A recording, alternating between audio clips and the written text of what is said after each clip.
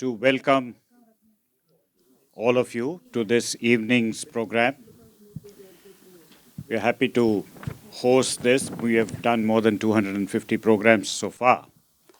And we hope that very soon we'll have our own center. To those of you who don't know about the Chennai International Center, we started in the year 2016. And so far, we have conducted more than 250 sessions. And we have had the privilege of hosting eminent speakers from various domains, including former diplomats, former police officers, former bureaucrats, and from various genres, we've been having them to come and speak to us.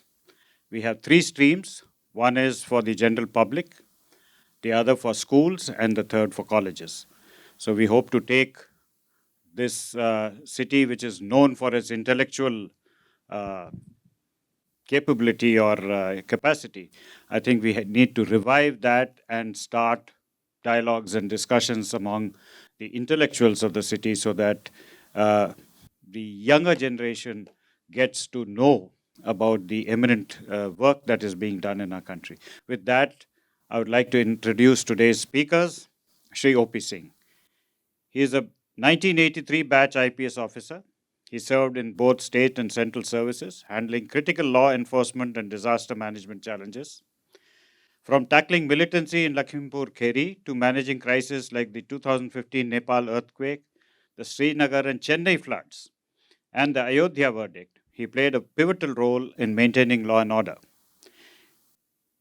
He has led three premium forces: the Uttar Pradesh Police as the Director General of Police, the National Disaster Response Force, NDRF, and the CISF, Central Industrial Security Force. He has earned the President's Police Medal for Distinguished Service and the Police Medal for Gallantry. Post retirement, he advises various institutions and serves as CEO of the India Child Protection Fund.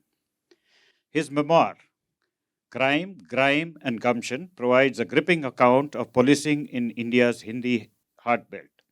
An avid reader and mentor, he continues to contribute to security, governance, and child protection initiatives.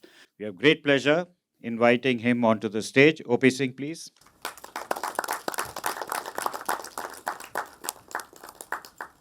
Joining him is another distinguished officer, Sri Rishi Kumar Shukla. He has served for 37 years in public service, holding key positions such as Director of the Central Bureau of Investigation and Director General of Police, Madhya Pradesh. As CBI Director, he implemented systematic reforms, including the use of multidisciplinary investigative teams, enhanced focus on digital forensics, and participative supervision of high profile cases. He initiated the first national conference on vigilance and anti corruption in 2020 and led efforts to update the CBI crime manual and implement a digital work platform. In Madhya Pradesh, he spearheaded police modernization by establishing elite units like MP Hawk to counter left wing extremism, the Special Task Force to combat organized crime, and the Anti Terror Squad. He expanded the MP intelligence setup and strengthened disaster response capabilities and promoted evidence based policing. He also championed police training reforms by integrating research collaborations with MIT and National Law University. Internationally, he led Indian delegations to Interpol and NCB conferences and underwent advanced training in hostage negotiations in the US and leadership at the London School of Economics. So I have great pleasure in welcoming Sri Rishi Kumar Shukla to the stage. Please. And on a personal note, we have with us, I must acknowledge, very eminent persons who have joined us from all over India. Madam Tejdeep, she is a distinguished police officer from Andhra, Telangana. We have Harshvardhan, who is from the Karnataka. He has been a distinguished officer from the Karnataka cadre. Mr. Mohinder Lal. We have a former DG of Haryana. He is Mr. Mohinder Lal. Rajiv Bhatnagar. He's not. I'm coming one by one. Mr. Rajiv Bhatnagar, he has led the CRPF besides holding many other distinguished positions. His last position being advisor to the governor of J&K, where he served for a fairly long period through very, very critical, crucial times. We have Mr. Sharma, who has been the DG in Punjab. We have Yashpal Singhal, who has been DG of Haryana. So these are, and we have Girdhari. Where is Girdhari? Girdhari, who has been DG of Chhattisgarh. So we have a very distinguished members in the audience, apart from our own distinguished members of the service who have joined us today on this occasion. So I won't take much more time. I will just hand over to Mr. Rishi Shukla to carry on the proceedings. Thank you. It's indeed my pleasure to sit here and talk to Mr. O.P. Singh. I have known him for almost 42 years, and I have seen him as a very accomplished leader of police forces and a very fantastic professional officer, and I know him personally also. But what I didn't know till now, I was very pleasantly surprised to find that he writes so well. And he's not only written this book in contemporary police arrangements and in many other fields. He is now a leading contributor to many newspapers and journals. So OP, as we call him, in our batch, we're having a batch reunion here, 42 years, thanks to Mr. K. Radhakrishnan, the most endearing batchmate of ours here in Chennai. This book certainly is such a pleasant surprise for us. What made you write this book? What is your inspiration? Yeah, it's a very interesting question, and people keep asking me that what compelled you or what made you inspired to write this. I have been writing articles. I have been writing long back. I used to write middles in the newspapers, particularly in Tribune and other newspapers.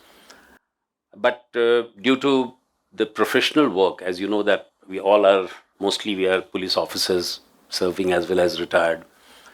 The police is a very demanding job, and one doesn't get time either to write or to read, and it's difficult. So, what I did was that I have been maintaining a diary right from my childhood.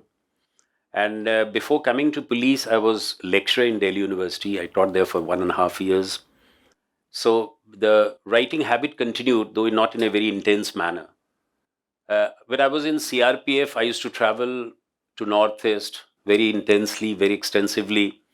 And somehow that I used to maintain diary, meeting so many people, civil or non-police officers.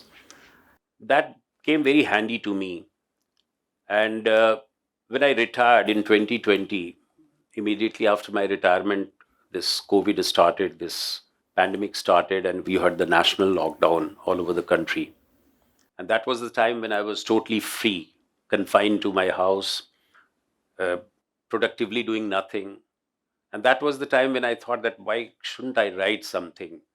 The writing was, nobody inspired me, but I felt that I need to share my experiences. I need to make sense of myself and my experiences, my journey. And in bits and pieces, I started writing, and I didn't know what should I write. Should I write professional subject? Should I write something on myself? Should I write an autobiography? But I was too junior, too insignificant to write an autobiography at such an early age. So ultimately decided that why shouldn't I write my memoirs?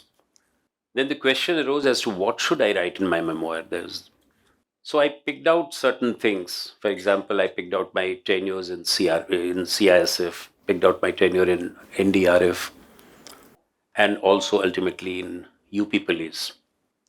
Uh, my relation with Chennai is very, organic. I was going to tell about it that in NDRF, I had to stay here for about 7, 8 days. And that was the time when Chennai urban flood was there. And as I was at that time, I was leading NDRF, National Disaster Response Force, and about which, if you ask me, then I'll go on in details. But that was the time after 2020, I started writing, and it took almost 2 years for me to finish it. And then the question arose as to who should print it, who should publish it. So I gave my manuscripts to a number of publishers. I just don't know what happened. Penguin picked it up, and Penguin said that Penguin kept it pending for 7 months, and I became almost restive that what should I do. Ultimately, I contacted one other publisher, and I signed the contract on one particular day. And after signing the contract, after 2 or 3 hours, Penguin sent me a mail that we have accepted your manuscript and we are going to publish it.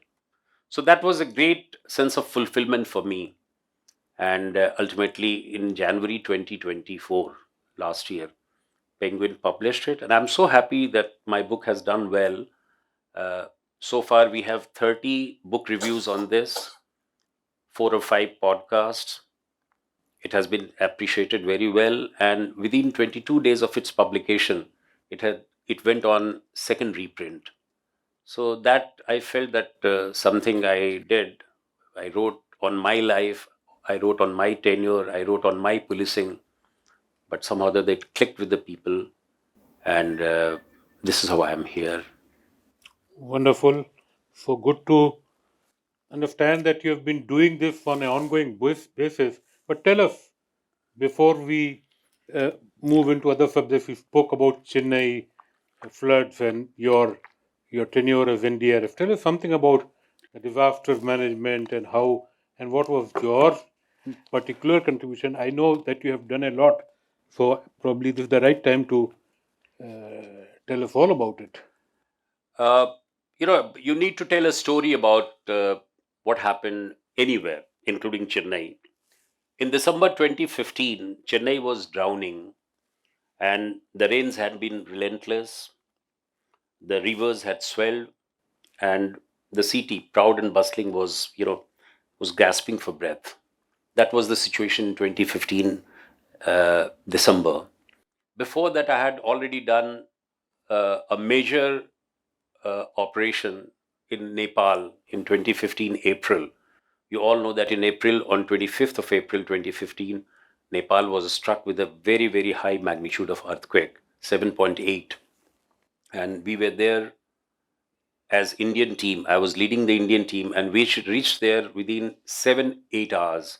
And we were the first to reach any international team. And right from day one, we started working, and we retrieved a lot of people. We saved a lot of people.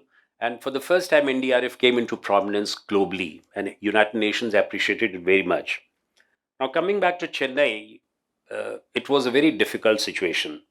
Thousands of people were stranded, some off rooftops, some were just clinging somewhere, whichever they can hold, and waiting for the help.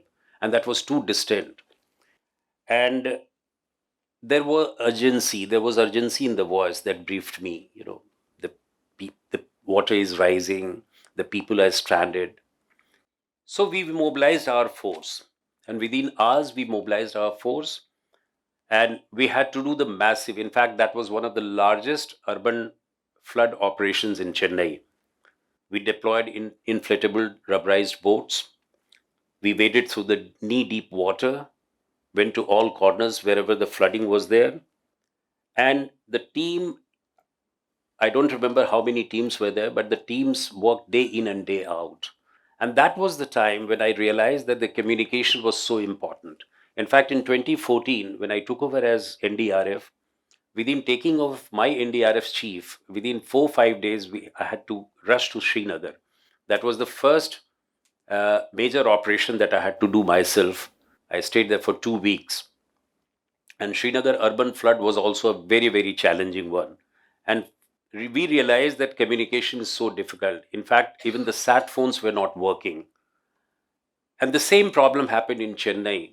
So what we did was that we used social media very, very extensively. In fact, for the first time, we used VSAT, through which we sent informations to our field officers. We got connected to headquarters, and through quick deployment antenna, we sent data, voice, and images both. We uploaded them and sent them. And wherever we went, through our boats or anyway, we met the people who were marooned, who were stranded there, to speak to their relatives. And I came on live on so many channels. And for the first time, NDRF used social media, and we had 339 tweets, 501 emails, 613 phone calls, and 230 WhatsApp. You imagine 2015. At that time, even social media was not so advanced.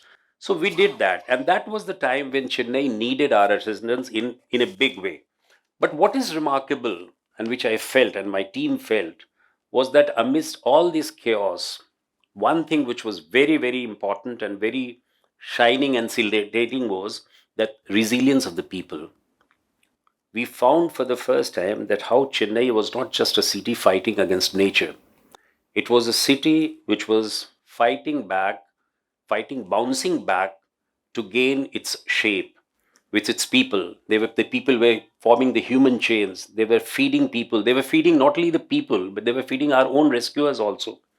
And they were opening homes to strangers. So that was the kind of moment of crisis, but at the same time, it was a moment of extraordinary courage by the Chennai people. So that was something which really was remarkable.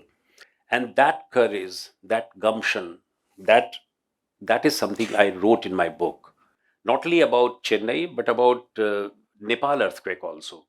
I have a detailed account of Nepal earthquake. In fact, before this book, I had written one more book on Nepal earthquake that was in Hindi, and I wrote it immediately after coming back from Nepal, in which gave the entire description how we carry out the operations there uh, in Nepal.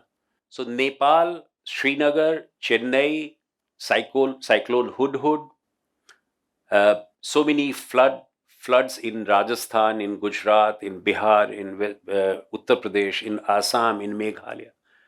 I had to deal as chief of the NDRF.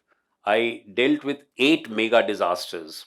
So that was something which I wanted to record, which I wanted to tell the people that this is what happened. In fact, we had to fight forest fire about which we didn't know.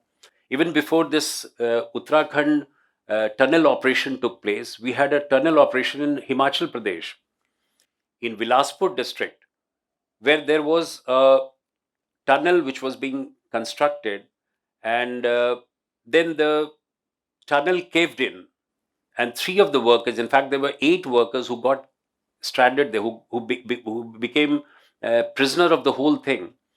8 somehow or the other came out, but 3 could not come out, and we had to take them out. 2 of them had to be taken out after 9 days. That was a unique operation which was conducted by NDRF. So NDRF, being a multidisciplinary, being a stand-alone force, being one of the best forces, possibly the largest disaster response force. So I was proud to head this force, and Chennai came into my picture, and I wanted to record. So that is about the resilience of the force. That is about the resilience of the people, and that was a kind of experience I wanted to record in my book. So this book tells about their stories. This book tells about the moments. So it tells about the characters which connect those moments. So this is all about not only the memoir of my life, but the memoir of my happenings, my experiences, my reflections. So this is I want to tell about this book. Great, OP Singh. In fact, the entire India disaster management, disaster relief, rescue operations, a significant role has been played by Mr. O.P. Singh when he was the DG of the NDRF. That was a time when the National Disaster Response Force actually came up as a huge rescuer all around the country. So, very well done, sir. We've been hearing about this title of grime and gumption and crime. So, while you spoke of the gumption just now, tell us something about the crime and grime, because you have done a lot of work in this area in the Hindi heartland, where crime has been a major challenge for the society. It's a very interesting story. That what should be the title of the book? Every good author I was a novice. I had very little experience about publishing a book or writing a book. But the publishing house often asks you what should be the catchy title for the book which sells. I was in a fix. I don't know. So they suggested that you put it like this. Though I was not very keen for this, but they said that you're dealing with crime. You're also dealing the murkier part of crime, which is grime, and how resilient you are, how determined you are, how courageous you are as a police officer. You deal with that. So that is gumption. So they put it like this: the crime, grime, and gumption, which is something for a layman, may not be so enamored and attracted with this, but this is how the title goes. Now, answering your question, that crime is something which we deal day in and day out. But grime part is very important for a police officer. A lot of police officers, retired and servant, they are sitting here. Grime is something which every police officer has gone through. We all, as a police officer or as a bureaucrat, understands what political interference is. What are those challenging times? What are those challenging experiences, challenging moments which he has to do it. I have mentioned in my book, and in fact, my book starts with that story. I tried to give a twist that I'm retiring on the day of just a day before my retirement. I'm sitting in my office and I'm clearing some files. And then suddenly I get an information through TV that 22 children have been kept hostage. They have been captured, they have been kept hostage by a Fauji, by a convict. In fact, he was on parole, and this guy invited all these children for a birthday under the pretext of a birthday and kept them hostage for 7 8 hours. When the parents of these children they came to get back the children, then he started firing, and that is how the story begins. And this is a true story. This is a true incident. I got to know of it at 7 o'clock in the evening through the television channel. Then I immediately contacted the SP of the district. This happened in Farrukhabad district of Uttar Pradesh. And he said that, yes, sir, we were trying to negotiate. We thought that we will try to solve it. And that is why we did not inform anyone. But somehow the media people came to know, and that is why it was flashed in the newspaper, in the TV channel. So I got to know about the whole details. I asked the district magistrate, superintendent of police was already there. Then I asked for the local MLA to come and negotiate with the person. But this man was inside the house, was not prepared to listen to anyone. I don't know what kind of demands he had. He wanted the conviction to be set aside, or he wanted some kind of compensation. Till date, we didn't know that what his intention was. And this continued for 4 5 hours. I immediately contacted the chief minister. Chief minister called me. And imagine the plight or the psyche of a person who is going to retire the very next day. It happened on 30th of January 2020. On 31st of January, I'm going to retire. And in the morning on 31st of January, my farewell parade is fixed. Then the whole day is something like this. Then farewell dinner, farewell tea at 4 o'clock in the evening on 31st. And the chief minister told me that, Mr. Singh, of course in Hindi, he told me that या तो आप hero बनेंगे या आप zero बनेंगे. आज आप अगर किसी भी लड़की, किसी भी बच्चे की हत्या हो गई या किसी बच्चे को डैमेज हुआ, तो what kind of face you will show? So you're going to retire tomorrow. So either you become hero or you become zero. It is for you to decide. You lead the operation, you orchestrate the operation in such a professional way that no harm is done to the children. And we wanted to get it done. We wanted the operation to be conducted by NSG, but was not possible because the NSG was at Delhi, and it would have taken 7 8 hours to reach. And ultimately, we sent our own ATS team, commanded by our own IG rank officer, who is right now Police Commissioner of Varanasi. And it was like a live situation. I was trying to guide him, and he was trying to give me the report. We were trying to do like this, and ultimately this man was shot dead, and all the children were saved. Not a single child was harmed. and at 10:30 or 11 or 11:30, the operation finished.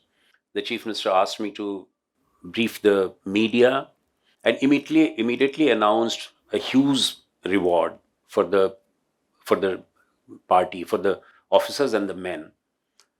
And the very next day, when I attended the farewell parade, I was happy from inside. And this is how I started this book. That look at the psychological trauma or psychological feeling of the person who is going to retire, and he has to. So people leave working. People just don't work even 4 or 5 months before retirement. And here is a man who is trying to grapple with the situation. I was forced to do it. Not that I was willing to do it, but I was forced to do it. I couldn't have left it like this. I had to do it. Apart from that, I have narrated few other instances where I had to deal with the politicians, deal with the political interferences, and deal with some challenging situations. So that is how the grime comes, and I have mentioned that. Faced a lot of challenges, as many police officers and others would do. So, while the book has been written, well, we have really enjoyed reading about your experiences, and even the future generation will have a lot of takeaways from this.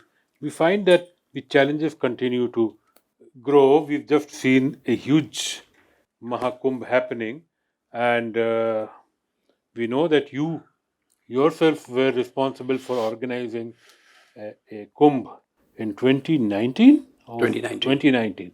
So, how did you sort of, and it was a fantastic, blemishless effort. So, how did you go about those bandobasts?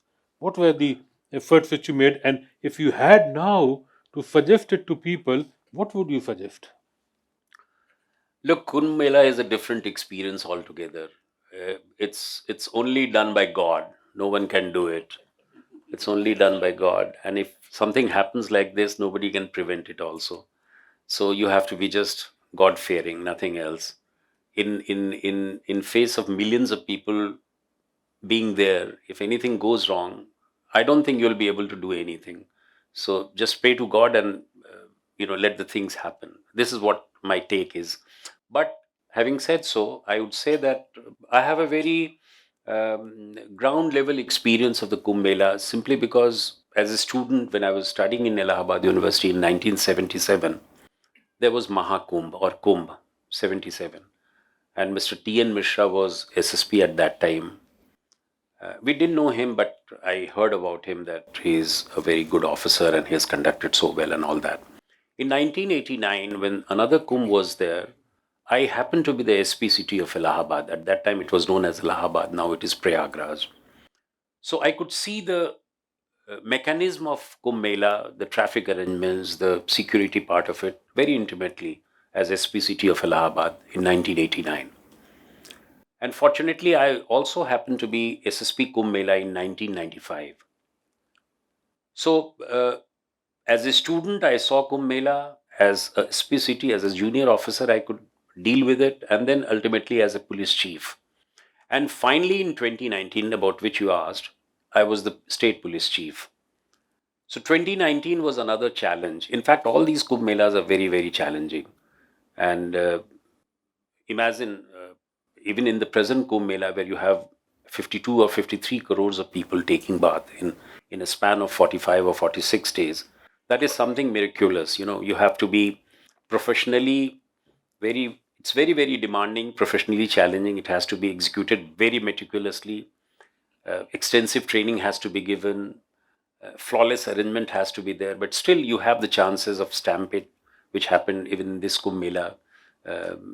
It happened in 1954. I remember when we were studying about 1954 Kumbh Mela, the one cardinal principle was that the entry and exit route should be different. That was the mistake that was done in 1954 when the tragedy took place, in which 800 or 900 people died. In 2019, we ensured that nothing happens of this kind, and that is why there was an extensive traffic arrangement. There was an extensive, everything was done very meticulously. And I'm sure this time also the administration would have done the same thing. I mean, to manage a crowd, the largest humanity on earth, that requires lot of wise steps to be taken. It needs strength, it needs perseverance, it needs foresight, it needs everything. And then man on the spot should be should be there to take a decision. Even a constable is there, he should take a decision whether the crowd has to be as per the law. And there are emergency exits. So all these things have to be done. And I'm sure uh, that is why I read in one of the articles yesterday that for the first time we could feel that a humane police has emerged, a kind of humanitarian, which NDRF does, UP police is doing, the way it has been conducting this. So the police force, which is so happy, trigger happy, or maybe that he's, wielding lathis and trying to deal with the criminals, the same police, through extensive training and through attitudinal change, they are doing this human service. So these are the things which the young officers, the junior officers understand, and even the district administration understand. I believe you had also put a lot of emphasis on such trainings in 2019. Absolutely, the training was massive. These days we have a lot of advantages because in 2019 also we tried to make it blend with technology. The Prime Minister had inaugurated our integrated command and control center way back in 2019. We had a lot of things like video analytics, lost and found being digitally competent. We had the CCTVs all over the place. In fact, there were certain things which I would like to tell you that we had gone in for a massive uh, advertisement that wherever you take bath, you are taking bath in Sangam, because we couldn't have catered so many people, so many crores of people at one point in Sangam knows. It's a very small area. And the whole emphasis is that the crowd management is also connected with crowd dispersal. You have to disperse people. You cannot let people stand there. You cannot let people held up there. So that is the whole crux of the whole thing. I mean, you have to invite people. People come there, stay. In Sangam knows the people cannot stay more than 40-45 seconds. They have to take a dip, come out, and the volunteers have to push them out. If you allow these people to have bath at leisurely, then the crowd will not move out. So that is the main. But these days you have so many snan ghats, so many ghats where the people take bath either in Ganga or in Yamuna. So that is one advantage which we have been. And every Kumbh Mela, the Ganga changes its course. So you never know, it has to be planned much in advance, but the planning continues till the last day. So you have to plan it accordingly. You have to plan your traffic arrangements. You have to plan your emergency routes. In 2019, there were 13 emergency policies, emergency points. If if this is crowded, then you have to do like this. If that is crowded, then you have to go for this. So all these things have to be meticulously planned. So yeah, this is how the Kumbh Mela is conducted. UP has been very conservative and very traditional in its police structures. While UP has had a lot of big cities for years, for reasons not very clear to me, there has been a resistance to having a structure like a commissioner of police, which Chennai has had for almost 200 years in UP. It was only when you were DGP that this thing could finally come to the ground. So how did that happen? I would like to quote my book. That will make it much more clearer. I have written somewhere that how did it matter? How did it happen? You're right that for last 50 years, whosoever is connected with UP police or have known something, they know it very well that for last 50 years, UP police was trying for police commissionerate system. And in 1977, one police commissioner was already appointed, and he was made to go and survey the entire country. He visited Chennai, he visited Mumbai, he visited Pune, and by the time he came back, his posting and his appointment was cancelled. So this is how the commissionerate system was hanging in the fire for last so many years. Right from day one, when I took over as DGP, I told in my press conference that one of my desires would be that police commissionerate system should be there. In fact, whenever you used to see metro cities like Chennai, Mumbai, Delhi, we used to feel bad about it, that why it is not so in Noida, why is it not so in Kanpur or in Lucknow, which somehow or the other competes the same way. Uh, I have a very good chemistry with my chief minister, and that probably did the tricks. And I have written in one of the chapters that being upright and apolitical is not a challenge, provided you make it a way of life. I was lucky, for I was exposed to the worst kind of political high-handedness early on in my career. It was difficult, but far from being a cakewalk, but the importance of it has to be indulged. Chief Minister Yogi Adityanath's style of working impressed me. He reposed complete trust in me. It was a scenario that the DGP office hadn't seen in a long time. The CM stuck to the diktat that he held on his own. All postings and transfers to be made on the DGP's advice, and on operational issues, the CM would talk only to the DGP. And I saw it that whosoever wanted to come nearer to him for any operational or any administrative work, he would immediately say that go and meet the DGP and route it through the DGP. That was a clear guideline. The previous administration dealt a heavy blow to the authority, command, and control of the state's police chief, rendering it a mere shadow of its former self. During Akhilesh Yadav's tenure, the position of the DGP was in a state of constant flux, with approximately 8 or 9 changes. The Home Department of the state was heavily involved in the affairs of the police force, leading to an unwelcome and pervasive influence. Unfortunately, most police chiefs enjoyed brief and fleeting tenures. The crux of any police setup rests in the strength, acumen, and personal relations of the police chief with the head of the state government. I had the good fortune of establishing an unmediated rapport with the esteemed CM and winning his unequivocal trust. We had candid and productive discussions about police organization, and he allowed me the freedom to run the administration as I saw fit. This is a testament to his leadership and commitment to effective governance.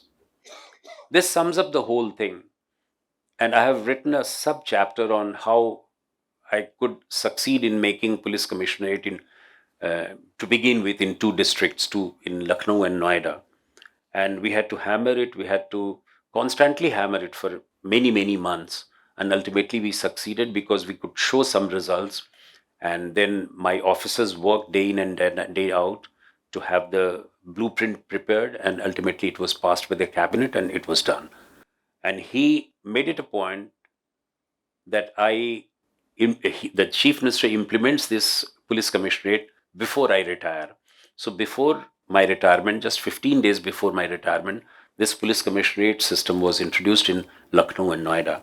So I give full credit to political governance, uh, the political leadership, and the constant hammering out of this particular thing to the political leadership. In fact, we had to tell each and every one. I remember I used to talk about police commissionerate to each and every minister, to the governor. So all these things did not happen in one day or one night. It took almost 2 years to impress upon the political leadership to do it. Very fascinating conversation. I could ask a few more questions, but I see that some in the audience are also, they want to talk to you. So, the audience, if there are any questions,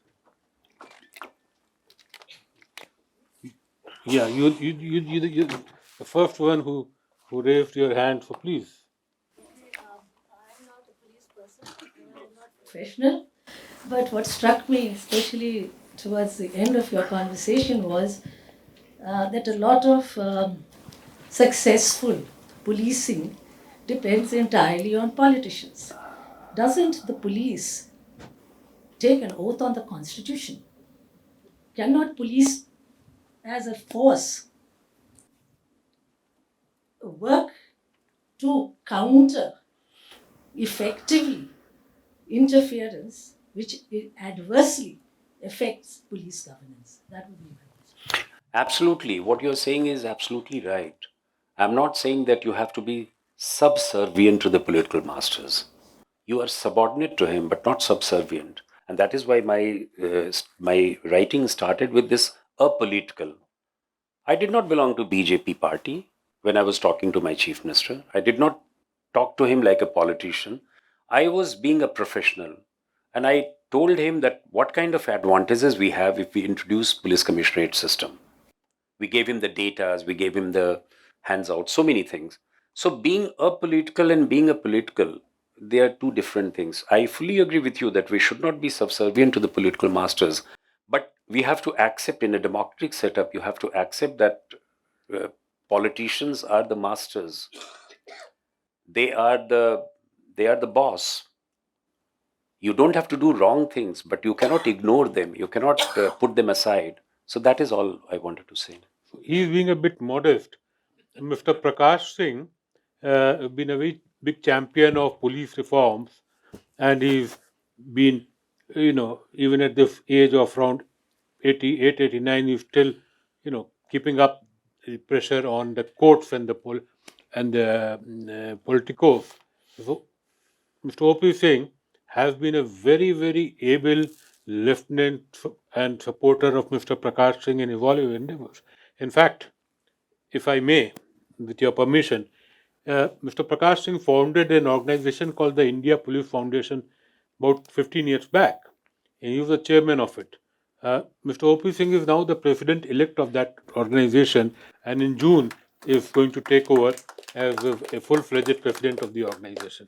So, a lot of more is going to come from him, and we are expecting a lot from him. And also, his endeavor to not only involve the public at large, but the civic society as a whole. Thank you. Any question? Tejdeep. I don't have a question. I have a very important observation. She, You know what OP has done? That magic show which police officers run during their tenure, whatever be, wherever they be, that more than just stepping out of going plenty of miles more than what is written for you. This, I think, police officers do not communicate. You know, we have large number of officers sitting here, hundreds of brilliant stories in them, of achievements, of failures, of learnings. What I commend about OP is he's been able to do it. And OP, this should not be your second book. This should be your beginning book.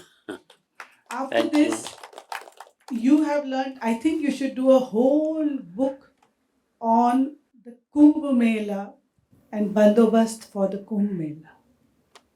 You know, like you said, it's the biggest movement of humanity.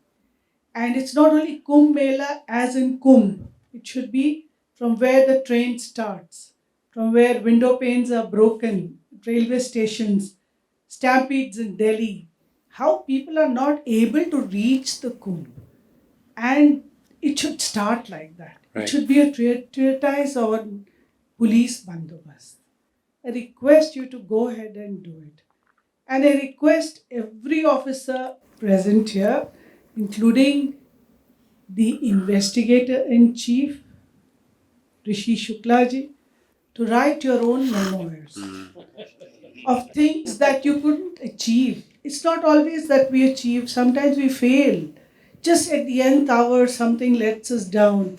Perhaps the climate, perhaps circumstances, perhaps something goes wrong in our preparation, and then let's write it all down so that policing becomes more scientific as we move on and young people learn from our mistakes and our successes. Thank you. Very pertinent point, Tejdeep. So this, sir, is not an observation, it is a direction for you to keep going. Sir, from amongst the, yeah, yes, please. So, yeah, I wanted to request you to speak a little bit about the future of policing in the light of so much of AI and technology being used today, you know, for so many aspects of policing. So, if you could just touch upon that. That's a very important question. In fact, police has to grapple with all this. The challenging part is AI and the cyber crime and all that. Incidentally, uh, I didn't tell you about the kind of work I'm doing. I'm also advisor in India Child Protection. That is an organization founded by Mr. Kailash Satyarthi, Nobel Peace Laureate. And we have been taking up the child rights issues very recently for last 2 years, but very recently we declared we impressed upon the government of India to declare the whole country as a child marriage free India. So this is the first thing that we are doing. At the same time, we are also going for combating online child sexual abuse. And mind it, it's a very very on the rise kind of a thing. We may not see it, but it's happening. And a day may come that when we'll have the live streaming, which is happening in countries like Philippines and other places. But in India also we are finding it in tribal areas. So all these things are very very important challenging dimensions which the police will have to, and police is totally incompetent to do it right now. There the capacity building has to be there. He being the former CBI director, he knows it very well that the capacity of the police has to be increased so far as the online child sexual abuse has to be dealt with or has to be combated. So these are some new dimensions of policing. AI is certainly one of them, and through AI comes all these things. How the technology can enable the child trafficking to be done. Day in and day out, the child trafficking is taking place. Women are being trafficked. Recently, I went to Nepal to have a dialogue, Indo-Nepal dialogue. There we find we were having this dialogue in a place called Lumbini, and the chief minister of Lumbini came and said that Lumbini is the most affected place of child marriage. We didn't know that. Can you imagine that the prevalence rate of child marriage is 23%? That means even today, in the 21st century, 23 girls are being married below 18. So all these social problems, technological problems are there, and the police have to deal with all this in times to come.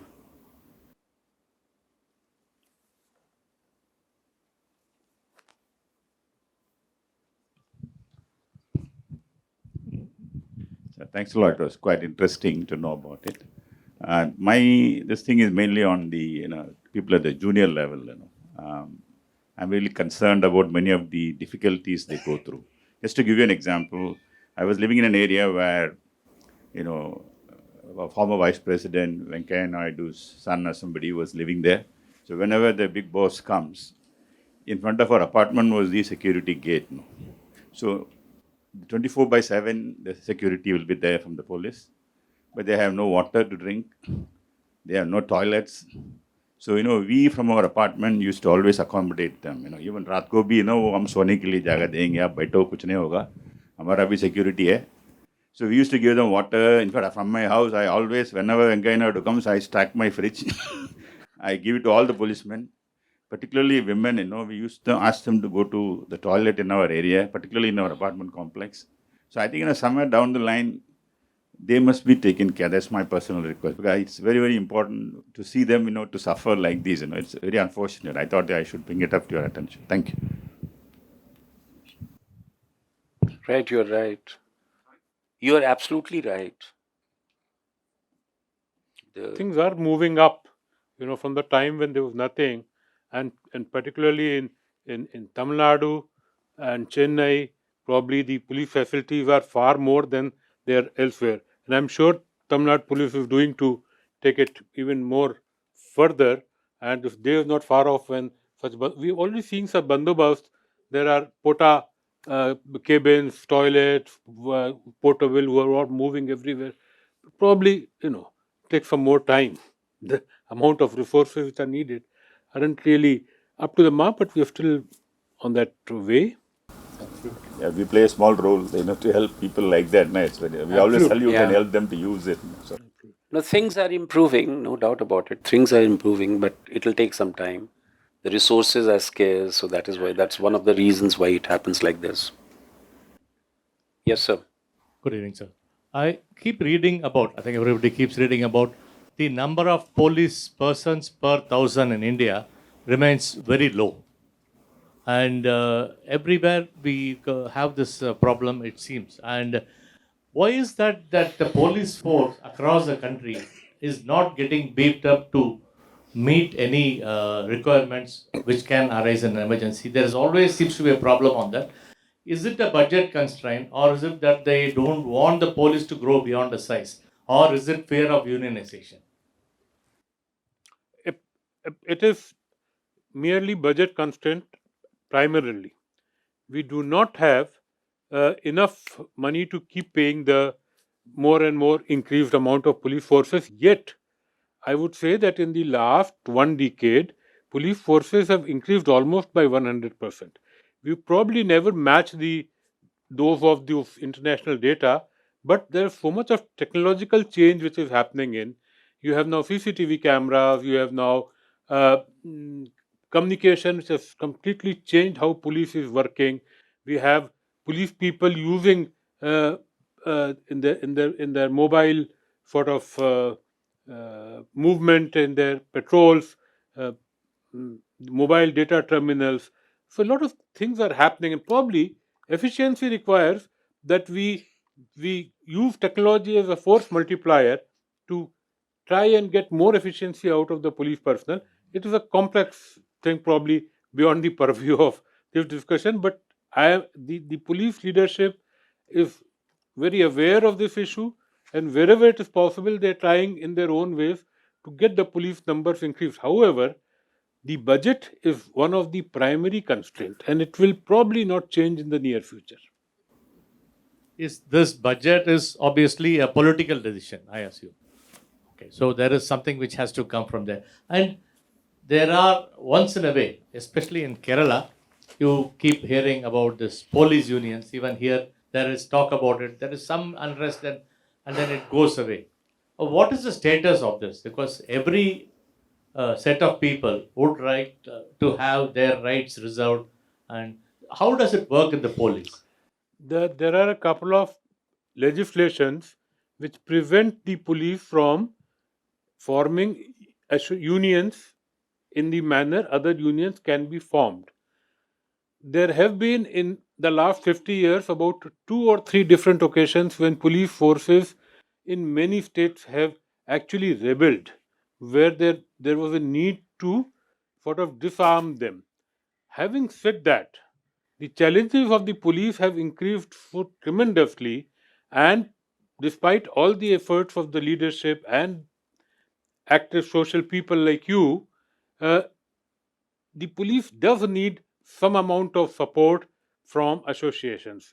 There was a very iconic police leader called Mr. K.F. Rustamji. He is the founder of the Border Security Force.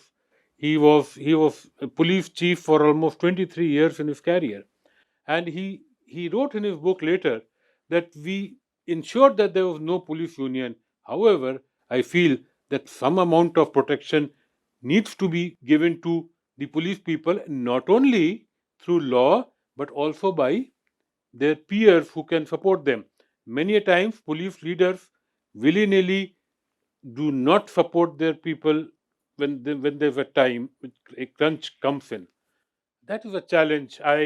If colleague from Punjab is here, there was a time in Punjab militancy when the politicians said, please do whatever you have to do, but ensure that there is peace. There was peace. Subsequently, we are a country which has a rule of law. There have been several human rights cases, and maybe more than 10,000 Punjab police people were put in prisons, and they continued there for almost decades. So these are very complex situations, but you need to take it from both sides and find a balance. The balance is the key.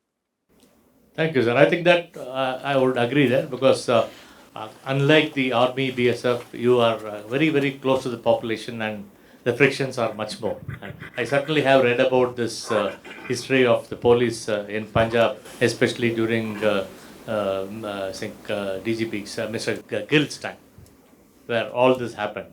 That was a kind of eye opener. And some of these things, which at a local level, are coming out in seriously made movies and really make people realize how tough it is. As you said, the peers, what are the kind of support, all that thing. Thank you, sir. Yes, sir. This question is to the author OP. That you have said that you had a good rapport with the Chief Minister of Uttar Pradesh to deal with the Mahakumbh this last occasion. And you are fortunate to have a good Chief Minister who was able to accept your advice and both of you are able to work on a same line. But what would be the advice if the police chief is not getting a good support from the politicians? Because politicians are concerned only about their vote bank and they may not be interested in maintaining the law and problem. In such cases, what would be your advice to the police officers who are facing such problems? So, naturally, that will be a very difficult situation for a police chief to handle. And that is why when I quoted my chapter, I said that the previous government didn't allow the chief minister to function. In fact, it happens most of the states. It was so particular and so obvious in case of UP. UP has been troubled by all this for a long, long time. I have seen it my own eyes that what the chief minister does and how the DGP, even most of the cases I have found that the DGP doesn't know that some orders have been issued. I remember one incident in which I was traveling. I was intelligence chief of UP and I was traveling with the chief minister, and we were going to a particular place, and there he didn't know that somebody has been transferred out. So the whosoever is powerful, the chief minister or the DGP, the strike, the balance has to be struck. And the balance is, I mean, if you are unfortunate, if your advice is not being taken by the chief minister, all that I can say is that you are not a good leader, or you're not a very what you call a very lucky leader. As Napoleon said that we don't want only a strong leaders, but we also want lucky leaders. So this is your Will be on people will only find fault with the police. They will not find fault with the politicians. The unfortunate thing. yeah. We are the scapegoats. We are the scapegoats. Yes. For the last question, okay.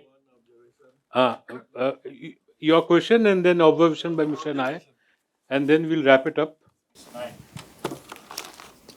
You come back. Just I wanted to make one observation. One of our friends, he mentioned that he is lucky OP in having a good rapport with the chief minister and he implemented so many things. Here I will say just a one sentence: the political will can be created by administrative skill. If the officer has administrative skill, he can create the political will. This was the Observation. first sentence of Mr. Girdhari Nayak's book, isn't it? Yes. Yes, please. Yes, sir. Yeah, after. The last word is yours, sir. Yeah, yes. Last word is yours. Sir, Yes, please. He just now said. sir, you recently mentioned about police unions. Unions come from the concept of communism, which was initiated by Karl Marx. But given that Soviet Union has dissolved and number of countries have done away with communism, why is it that in our country still this faulty Uh, so still, this faulty ideology is being followed.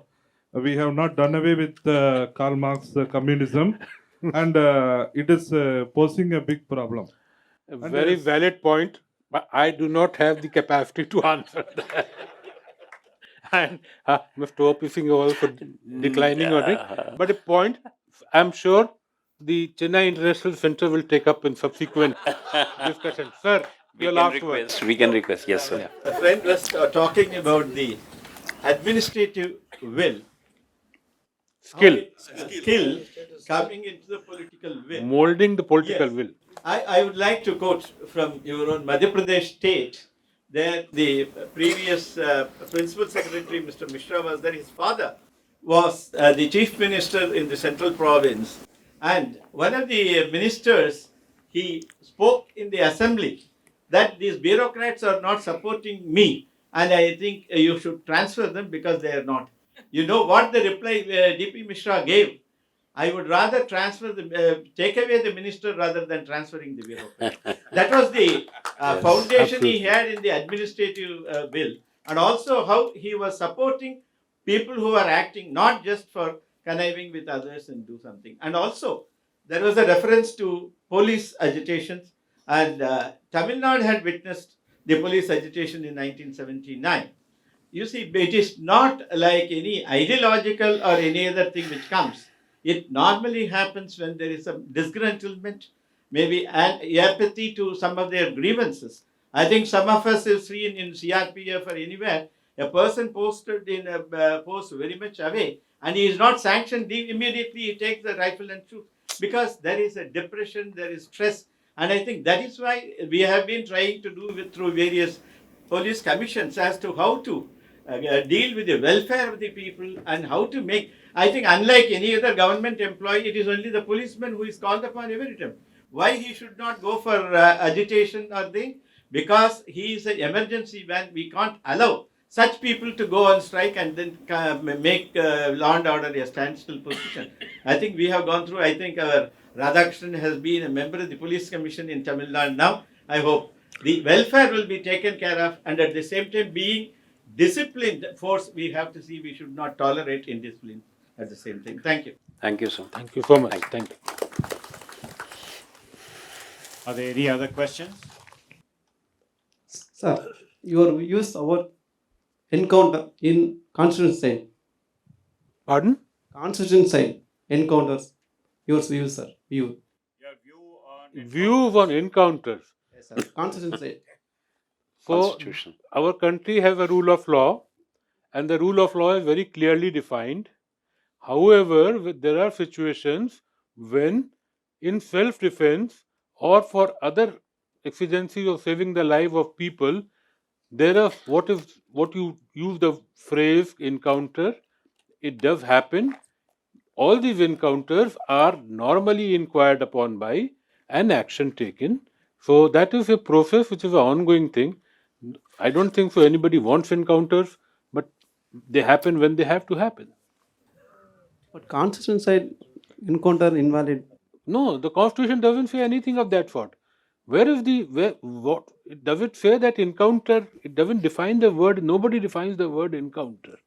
Okay, the Constitution says that nobody shall be deprived of their life or liberty without the due process of law or process established by law. We will talk about the Constitution when we have finished this. It's a very vast subject. I think probably we will not be able to deal with it in such a short time because Constitution, law are very important things. OP, any last words? No, everything is. I mean, Thanks, Sirto.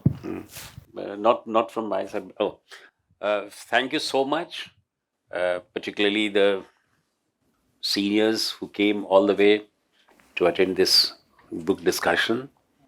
I hope it was enriching, it was engaging, it was productive, and I wish that all the officers, young officers, they should write their memoirs, they should write something, they should keep their diaries, they should reflect on their thoughts. Because memories, they survive. The people can go and come, but it's the memory which survives. And the new trend has come for the storytelling.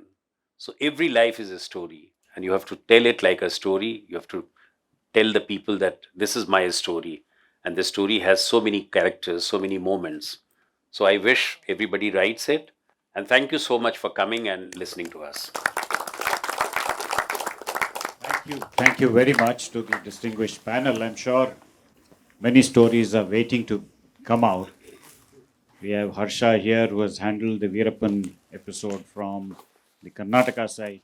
We have Mahinder Lal. We've had Rajiv Bhatnagar handling 370 and how Kashmir transitioned in the 370 period. We have Satish Sharma, who has handled terrorism at the height of terrorism in Punjab. Yashpalji has been in Haryana handling organized crime and, the challenges. Huh? Farmers Andolan. Yeah. With the chance to code the entire state. Yeah. But Mr. Radhakrishnan had promised us before we came to this reunion that you will tell us all about what you have recommended in the commission. Yeah. We are more interested in that. Probably post dinner, Yeah, we are coming to that. We have Archana ji, who's been the first DGP of the SSB. So I'm sure Of any paramilitary force. of any paramilitary force. So Don't confine it only to her SSB. story is one of breaking glass ceilings and so many. Tejdeep has been head of the Greyhounds in our neighboring state, and how the challenges she is, by the way, a renowned poet. And in her post-retirement period, she heads a lot of social organizations, giving back to society, very, very effectively in Hyderabad. Radhakrishnan, of course, is our own Chennai boy. And yeah, he is the hero, yes. He has been a part of many historical events that have recently taken place in our state, and he has lots of stories. I'm sure it'll come out in the form of a book sometime. And Girdhari here is an expert on left-wing extremism. And he is probably the single most expert who is available in the country today. And his expertise, I'm sure, will be used by the police organizations, especially with OP heading the police foundation. I'm sure the experience of not only our cadre mates, our batchmates, but the entire police families is going to contribute to the foundation. And it's an open offer from CIC that we will be happy to provide a platform to anyone who would like to come and share their experiences, whether it's in the form of a book or just a lecture over here. We will always welcome you. And we thank again the audience. And last but not the least, I would also like to add that all of them are not only my good friends, but also my batchmates, because I started my career in the IPS with all of them. Thank you very much for honoring us by coming here. Thank you, one and all, for coming and attending. Thank you. Thank you.